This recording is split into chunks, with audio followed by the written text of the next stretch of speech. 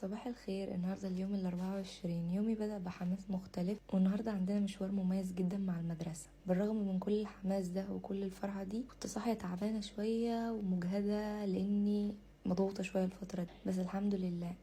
أثناء حصص الدراسة طلعنا النهاردة مع المدرسين في جولة في واحد من شوارع إيطاليا الجميلة. الأجواء كانت خيالية، عروض وفعاليات، وشوفنا تنظيم رائع بجد. ما كنتش فاهمة الصراحة اللي بيحصل. كان عربيات مثلا عليها براندات شكل كوكا كولا، وبعد كده عربيات شرطة، عربيات إسعاف، والكلام ده كلاته. فالواحد ما كانش فاهم عروض ايه دي الصراحة، حتى أنا كنت مستغربة قوي.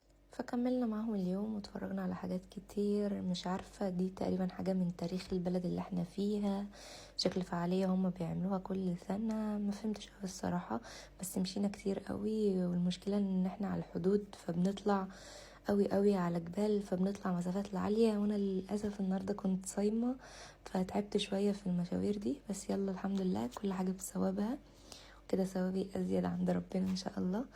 وكده يعني استمتعت يعني، والحمد لله.